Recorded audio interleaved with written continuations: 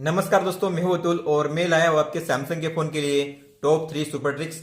और अगर आप बनना चाहते हो सैमसंग के एक प्रो यूजर तो आपको ये जो 3 सुपर ट्रिक्स है जरूर पता होनी चाहिए। ये आपके लिए काफी यूजफुल होने वाली है। तो चलिए दोस्तों देखते हैं कौन सी है ये सुपर ट्रिक्स और आपको किस तरह से इसे यूज करना है। दोस्तों अगर आप ब्राउजर में किसी भी वेबसाइट को यूज कर रहे हो जैसे फेसबुक, अमेजोन, फ्लिपकार्ट, इंस्टाग्राम, तो उसमें लॉगिन करने के लिए आपको ईमेल और पासवर्ड बार बार इंटर करना पड़ता है। हालांकि आप जो पासवर्ड है उसे सेव करके रख सकते हो, लेकिन इसका नुकसान क्या होता है कि आपके जगह पे अगर कोई भी आता है लॉगिन करता है तो वो आपके अकाउंट में लॉगिन कर सकता है क्योंकि आपने उस पासवर्ड को सेव करके रखा हुआ है। इसलिए दोस्तों मैं आपको यहाँ पे बताने वाला हूँ ऐसी ट्रिक जिसकी मदद से आप अपने फिंगरप्रिंट को एज अ पासवर्ड यूज कर सकते हो। इसका मतलब है कि अगर आपको अपना पासवर्ड एंटर करना हुआ तो आपको पासवर्ड एंटर करना नहीं है, आपको अपना फिंगरप्रिंट स्कैन करना है। इसके बाद आप किसी भी वेबसाइट पे लॉगिन कर सकते हो बड़ी आसानी से। तो जैसे मान लो आपने इंटरनेट जो ब्राउजर है उसे यूज किया है, ठीक है। अब मैं अमेजोन पे पहली बार लॉगिन कर रहा हूं। आपको याद रखना है जब भी आप किसी भी वेबसाइट पे पहली बार लॉगिन करते हो तो आपको अपना ईमेल और पासवर्ड यहाँ पे एंटर करना पड़ता है। मान लो मैंने यहाँ पे साइन इन किया, ठीक है। अब मैं यहाँ पे कर रहा हूं पहली बार, तो मैं यहाँ पे अपना ईमेल एड्रेस डाल दूंगा। दोस्तों मैंने यहाँ पे अपना पासवर्ड भी एंटर कर लिया है। अब मैं जैसे यहाँ पे साइन इन करूंगा तो यहाँ पे आपको एक नोटिफिकेशन आएगी, आप यहाँ पे देख सकते हो। यहाँ पे है सेव साइन इन इन्फॉर्मेशन। तो आपको क्या करना है, जो दिखाई दे रहा है sign in using your fingerprints next time, तो आपको इस पे टैप करना है, इसे टिक करना है और आपको यहाँ पे करना है रिमेंबर। अब इससे क्या होगा, अगर मैं दूसरी बार अमेजोन पे लॉगिन करूंगा तो मुझे पासवर्ड नहीं डालना पड़ेगा, मैं यहाँ पे फिंगरप्रिंट स्कैन करके लॉगिन कर सकता हूँ पासवर्ड की जगह पे। तो दोस्तों अब मैं यहाँ पे कर देता हूँ लॉग आउट, ठीक है। तो मैं यहाँ पे करूंगा साइन आउट और उसके बाद मैं वापस यहाँ पे करूंगा लॉगिन। तो मेरा यहाँ पे करूंगा ईमेल आईडी एंटर, मैं यहाँ पे स्कैन करूंगा अपना फिंगरप्रिंट, कंटिन्यू। और जैसे मैं यहाँ पे टैप करूंगा, ठीक है, जैसे मैं यहाँ पे मेरे ईमेल आईडी पे टैप करूंगा तो मुझे वापस पूछा जाएगा फिंगरप्रिंट स्कैन करने के लिए। तो मैं यहाँ पे वापस स्कैन करूंगा, मतलब मुझे यहाँ पे पासवर्ड डालने की जरूरत नहीं पड़ी। मैंने केवल यहाँ पे फिंगरप्रिंट को स्कैन कर दिया और मैं यहाँ पे लॉगिन हो चुका हूँ, आप यहाँ पे देख सकते हो। तो जब भी आप किसी भी वेबसाइट पे पहली बार लॉगिन करते हो आपको मैसेज आएगा कि आपको फिंगरप्रिंट स्कैन करना है, आपको उस पर टिक करना है और उसके बाद आपको रिमेंबर पे टैप करना है। और इस तरीके से आप जब भी लॉगिन करोगे आप फिंगरप्रिंट से ही लॉगिन कर सकते हो, आपको पासवर्ड डालने की जरूरत नहीं पड़ेगी।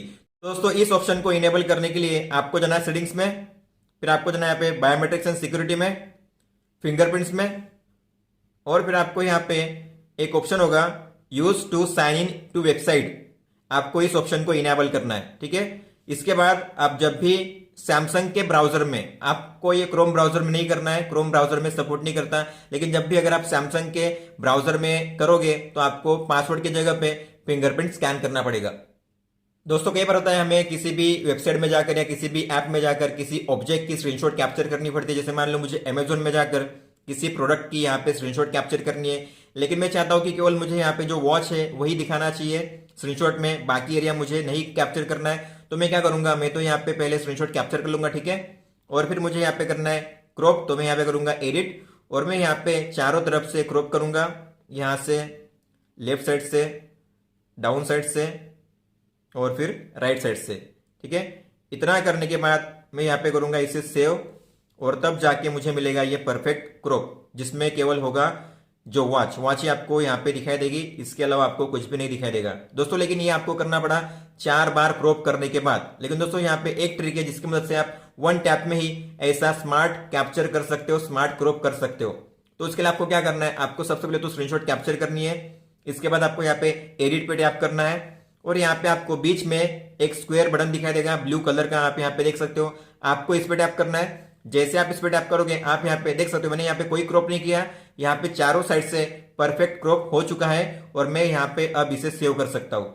तो दोस्तों जब भी आपको इस तरह से स्मार्ट कैप्चर या स्मार्ट क्रॉप करना हुआ तो आपको चारों तरफ से करने की जरूरत नहीं है, आप केवल उस ब्लू बटन पे टैप करके इस तरह से जो स्मार्ट कैप्चर है यहाँ पे आप देख सकते हो, इस तरह से कैप्चर कर सकते हो बड़ी आसानी से सिंगल टैप में।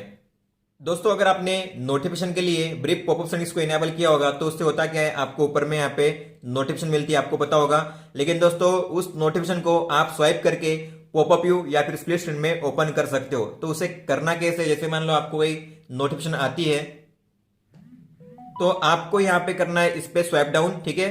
तो आप इस तरीके से इसे पॉपअप व्यू में ओपन कर सकते हो, आपको करना पड़ता है स्वाइप डाउन और स्वाइप डाउन करने के बाद आप इसे पॉपअप व्यू में ओपन कर सकते हो। दोस्तों इसी टाइप की नोटिफिकेशन को आप स्प्लिट स्क्रीन में भी यूज कर सकते हो।